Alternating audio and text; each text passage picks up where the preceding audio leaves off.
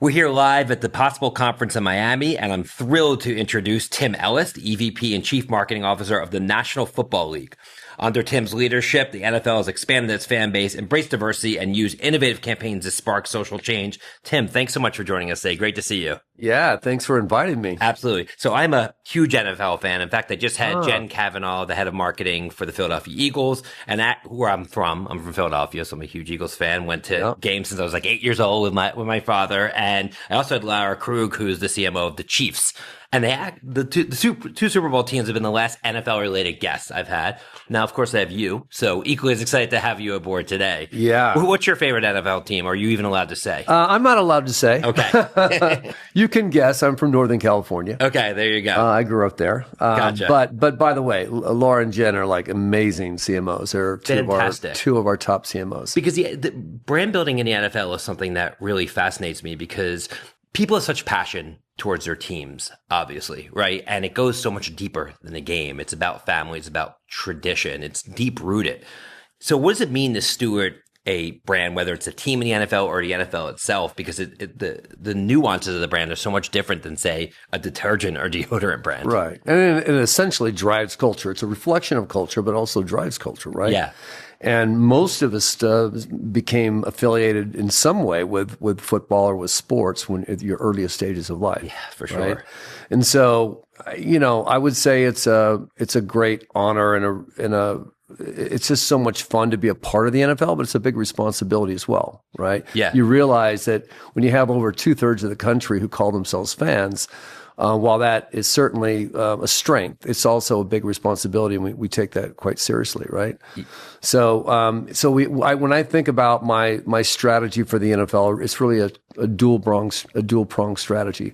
On the one hand, we focus on and football is an escape, right? So the joy of the game, and then we transcend the game. And there are lots of things that we're doing right now in order to be a better uniter, right, in this country. We know right now.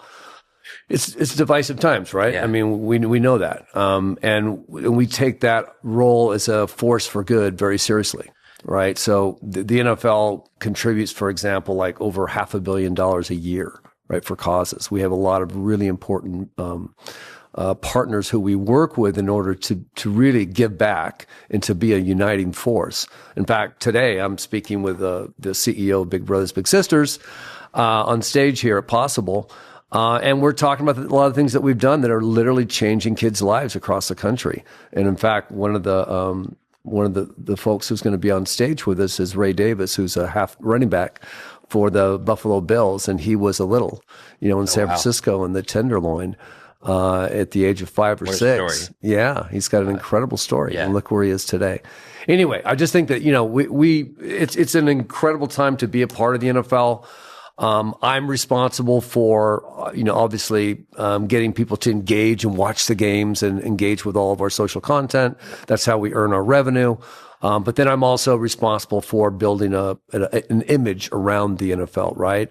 And the players and the clubs, which in essence help us bring in more of these casual audiences. Yeah, for sure. So much to unpack there. I mean, I think one point you made that really stuck with me is you're right. Like being at a stadium of 50, 60,000 people where everybody is holding hands and cheering for the same thing for the most part. I've been to plenty of Eagles games where they threw snowballs at Giants fans, but you get my point. It's unifying. And it's not only unifying in person, but the NFL is, 90 to 95% of the top 100 live watch shows on television every single year. So it unifies people in person. It unifies people over television in a world where we're increasingly fragmented. So it is one of those rare forces that we still have in America, for better or worse, that is bringing people together.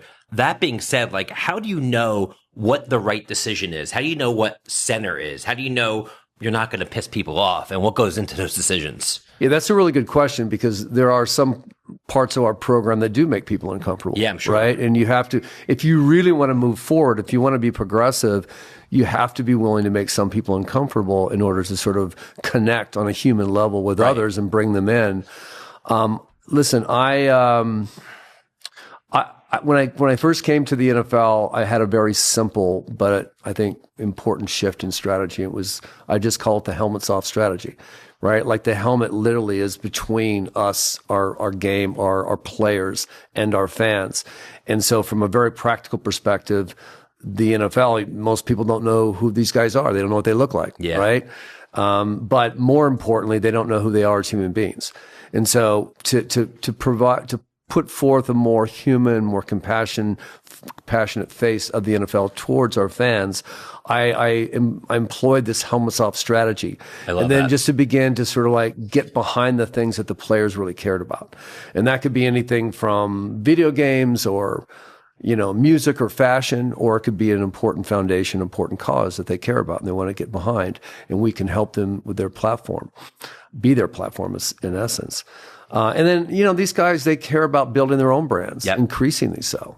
So we also work with them to understand them and to sort of help them build their own brand so they can be successful both on the field and off the field. Yeah, for sure. I mean, the accessibility of players is so much more dramatically intense now than it was when I was growing up, where sure, you would be able to watch the players' highlights on ESPN, right? Yeah. But you wouldn't be able to see them walk into the locker room. You wouldn't get to see what they tweeted and what they cared about. And now you have these huge kind of crossover stories like Travis Kelce and Taylor Swift. And several years ago, as you know, was Tim Tebow, and he brought kind of devout Christian community into the NFL. So I'd imagine when you see those kind of crossover stories, it gives you an opportunity to give the NFL broader cultural relevance.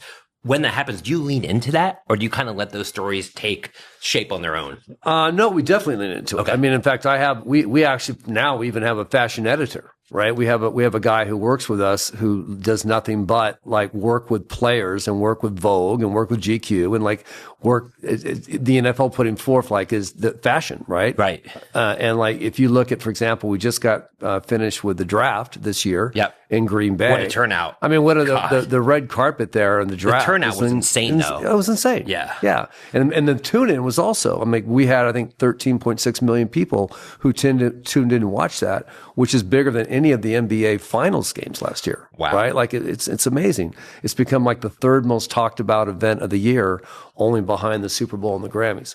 So it's like, and we're doing a lot of things right there to sort of drive that. So again, obviously we reflect that culture, but we're also driving that culture.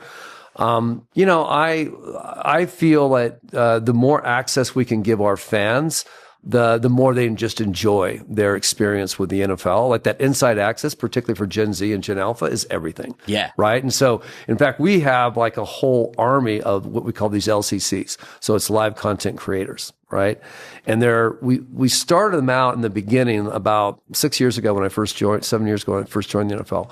And they were on the sidelines, just getting stuff that like NFL Films and that the broadcast partners were not getting, right? Essentially, again, helmets off, right? These guys having intimate, fun, interesting, warm moments on the sidelines. And then we realized that we should be having our LCCs also off the field, right? So we began to put them with players throughout the NFL. And so now each of the teams has at least 4 of these LCCs on their team, and they're constantly capturing content, which is intimate, it's interesting. Again, it's sort of showing these guys in a more human light. It's storytelling. And it's storytelling. Yeah. Right. And so, that to me, now we're finding even ways through our partnerships with Adobe to sort of allow our fans to also be creators. So you've got, we got creators with some of our programs, like with Google, for example, YouTube TV. We have a creator program together where we bring creators to the games. We give them access to our content so they can produce. And it's exponentially increased our distribution, right, of NFL content throughout the world, not just in the US, but all over the world. And now we're also through another program with Adobe right now, we're allowing our fans who actually create things and distribute it on their social channels as well. So we're finding ways in which to sort of like get out that sort of interesting, intimate, inside access content, which is, initially bringing people closer to our brand, to our players, to our clubs.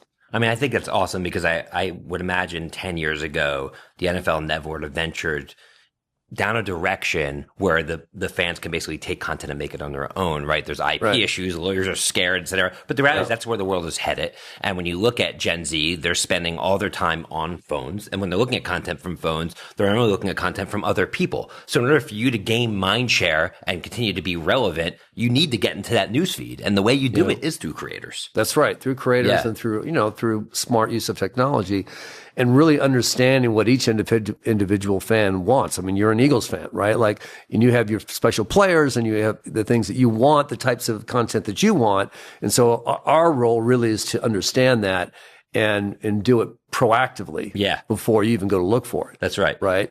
Another way I think fandom has changed for the younger generation is they consume more songs versus the album. Right? Because there's fantasy sports now, there's online gambling, there's all sorts of ways to interact where you're rooting for an individual player and you can follow the player, to your point.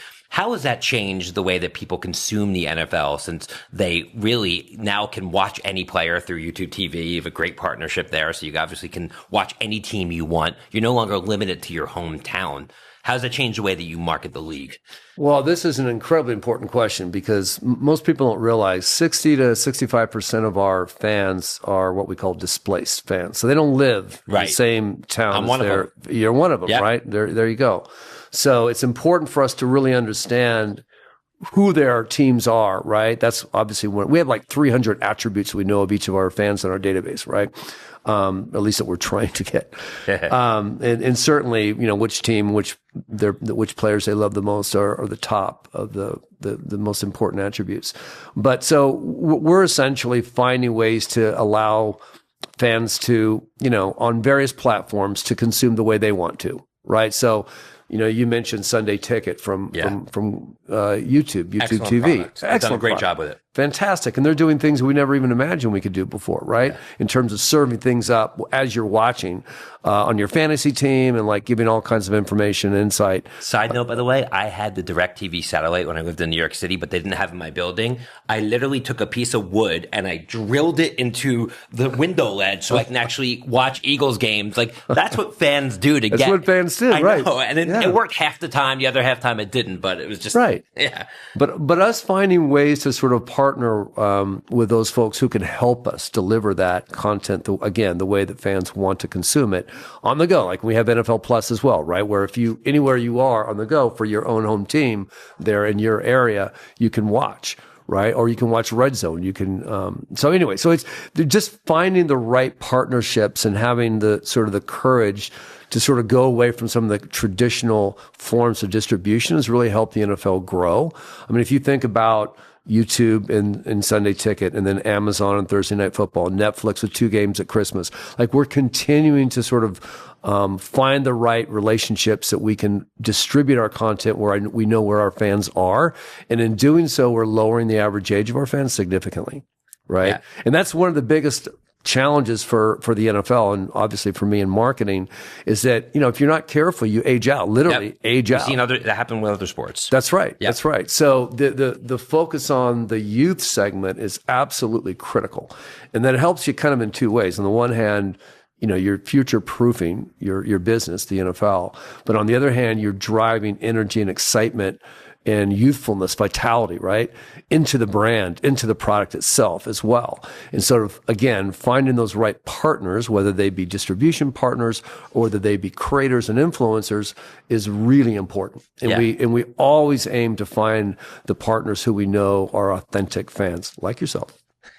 In that regard, we saw Major League Baseball recently change the rules of the game. They put a timer on the pitcher, and they obviously had problems with the games being too long. They were at risk of disenfranchising the younger fan. I wouldn't put the NFL in that category. But as we move forward, do you see the NFL changing the rules of the game or how it's presented to make sure that this TikTok generation continues to be attracted to the NFL? Listen, the NFL is constantly looking at its rules and making adjustments as we move along. Yeah, and the kickoff rules last year. Yeah, that's what's made, I think, the NFL great. I mean, that's why it's still so relevant and exciting for fans of all ages, not just our younger fans, but fans of all ages. And I think that those guys have done an incredible, I say those guys, my colleagues, right? And Commissioner Goodell have done an incredible job of continuing to sort of, just find ways to make the game more exciting. The offenses now, like with the quarterbacks, it's incredible what they're doing right now. Yeah. Like the how close the games are right now. The powerful nature of the offenses today. It's because they continue to find ways to sort of make the game better, right? By making these little adjustments. So I think I applaud what the MLB did. I think it was terrific. Yeah.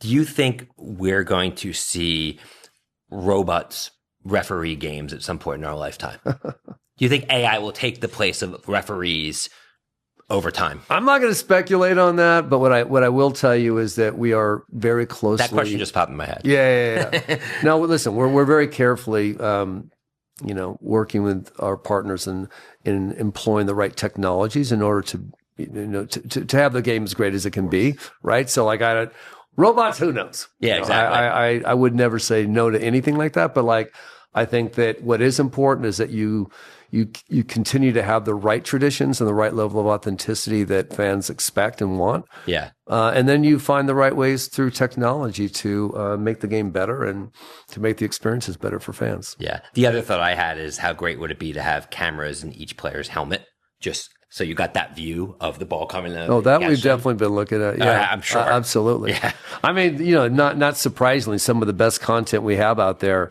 is the audio.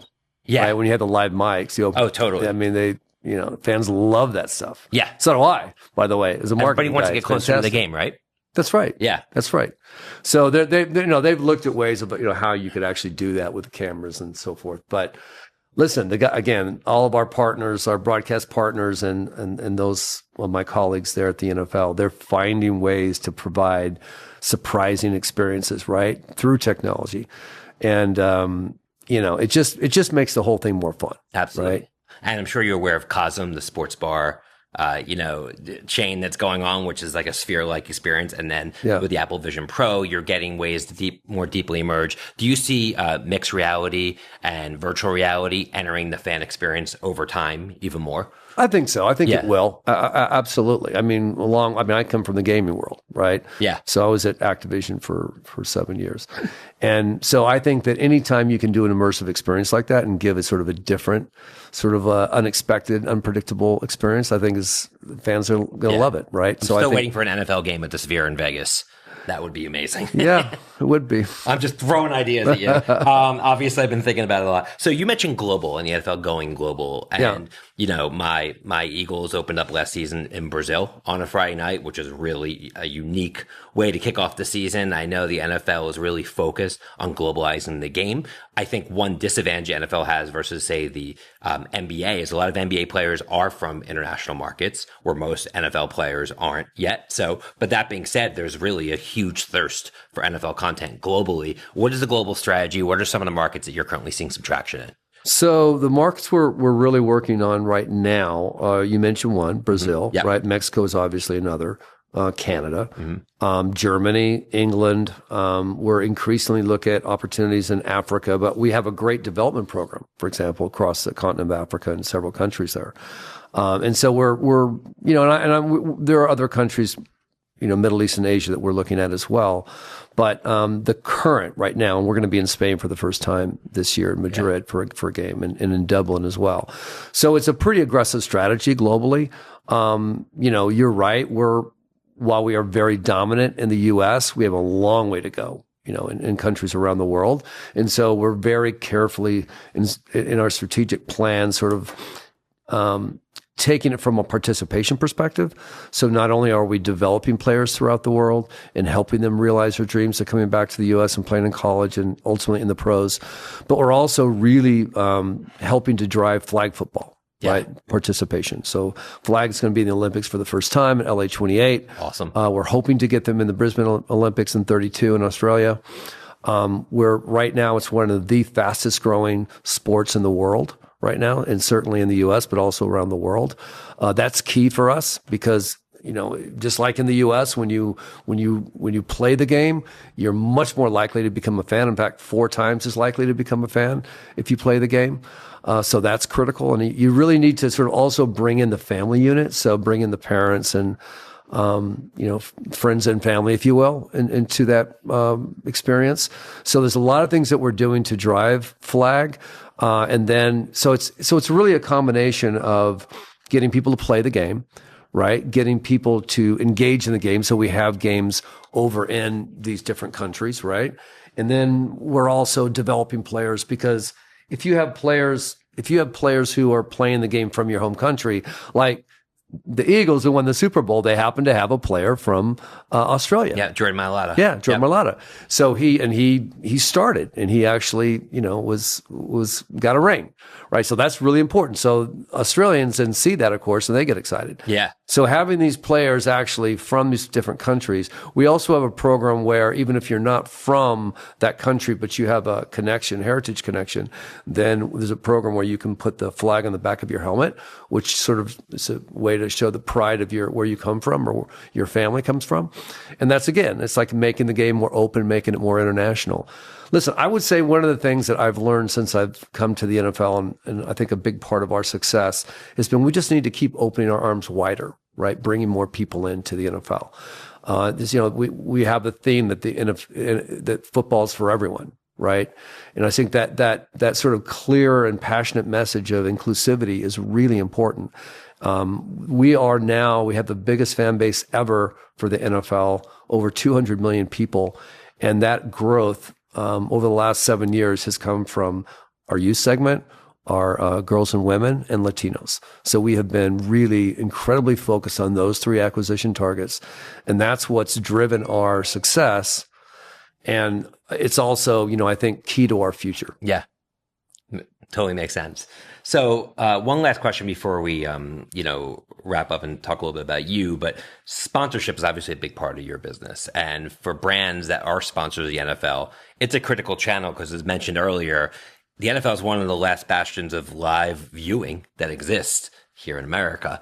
When you look at sponsorship activation, what are the sponsors? What's true in sponsors that have activated the right way and gaining the most out of their investment in the NFL? Yeah, those who really get involved, right, with the NFL, both on the operational side as well as on the marketing side, those are the partners. And I always tell our partners that as well. Like, just work with me to help you. Yeah. Right. Like, let's get our teams together and really like work on this together. As opposed to, you guys giving us ideas and we say yes or no. I mean, if you really want a great partnership, it really is based on a strong level of cooperation and collaboration and co-creation. Yeah. Right? It's not just slapping your logo on a billboard. That's exactly right. And I think that those, and most of our partners do that, by the way, but like, I think those partners who do that are the ones who get the most value out of their partnerships. And I always encourage that. I think that finding clever, interesting ways to integrate their product or service within the world of the NFL and within something that's going to be relevant to our fan base is what it's all about. Obviously, we also work on the technological side of things, to ensure that we're employing all the tools that are that we use when we target and when we do fan journeys with our fans.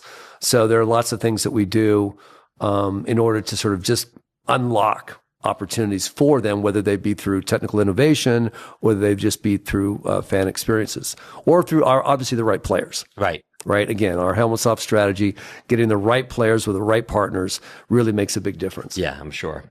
So shifting gears as we wrap up here, Tim, we're at the Possible Conference. There's thousands of people, and of all the jobs everyone has here possible, yours might be the one that I would probably most call a dream job, at least for me, right? So you're sitting here as Chief Marketing Officer of the National Football League.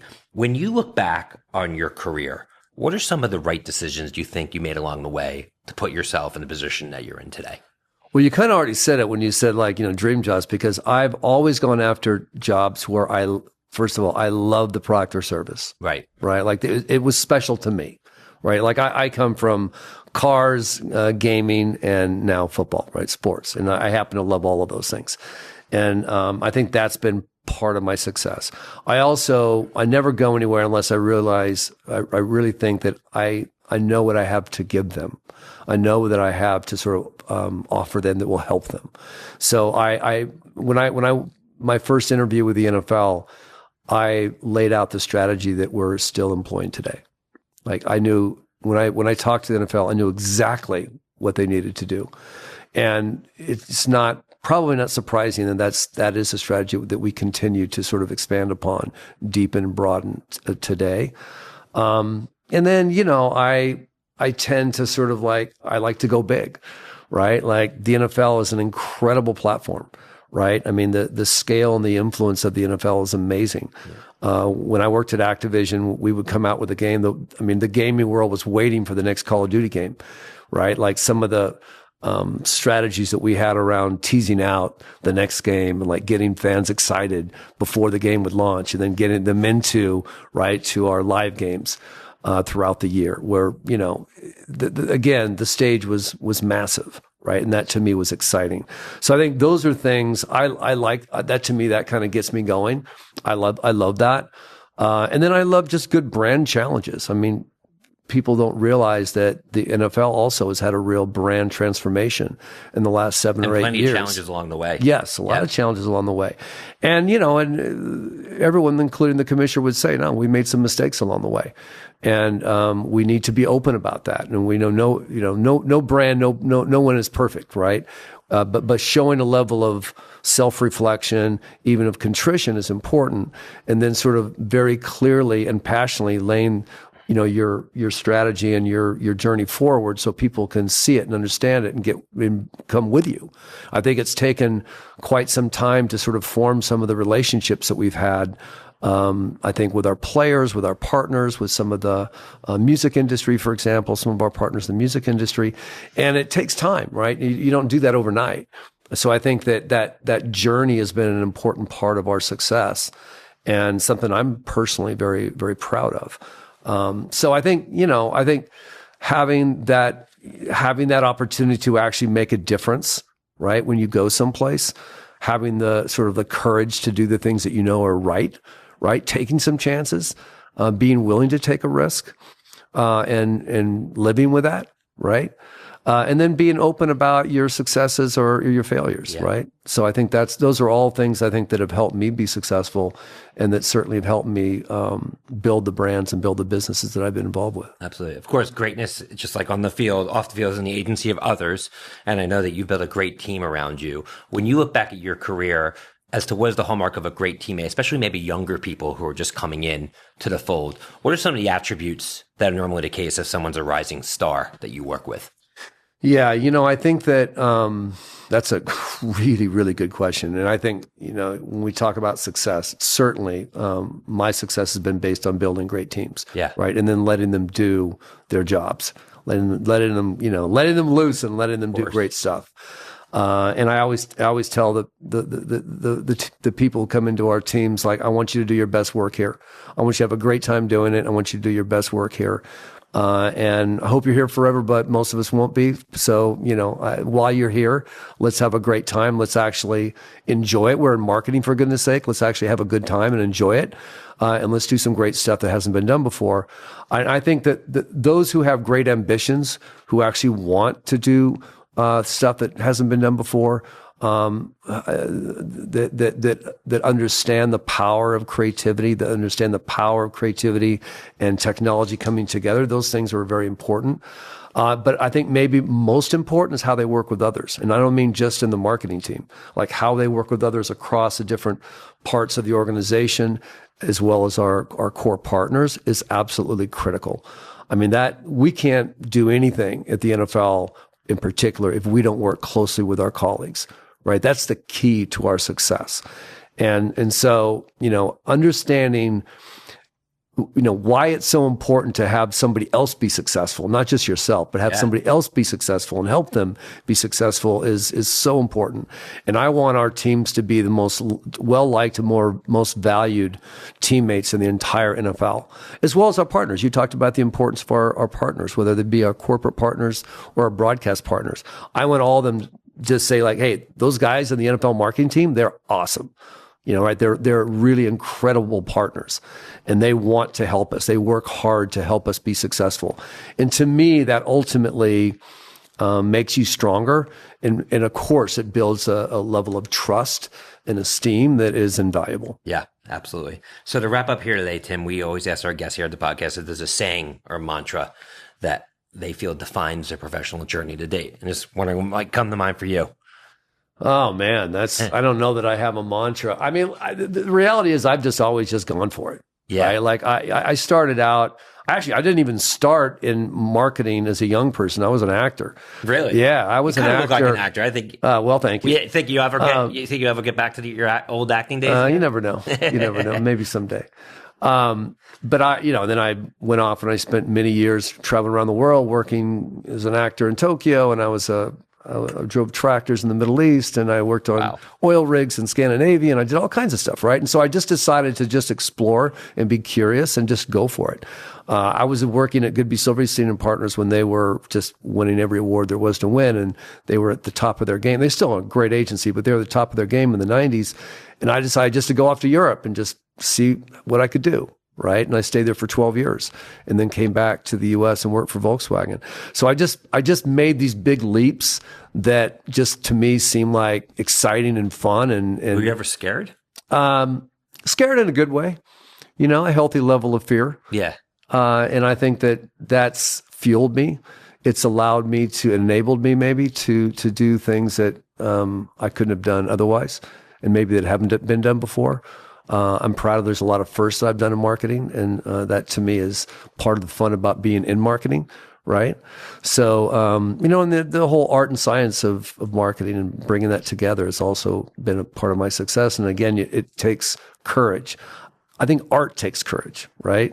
And obviously you need to have everything kind of come together with the businesses and, the commercial side of things. But anyway, I think, just going for it has really fueled my success and hopefully will continue to do so. Awesome. Well, I'm glad that we went for it to ask you to join the podcast. It was a fantastic episode, and I can't wait for our audience to hear it. So thank you so much for taking time. Thank you. I really appreciate it. On behalf of Susan and I, team, thanks again to Tim Ellis, EVP and CMO of the National Football League, for joining us today here live at the Possible Conference in Miami. Be sure to subscribe, rate, and review the Speed of Culture podcast on your favorite podcast platform. Until next time, see you soon. Take care.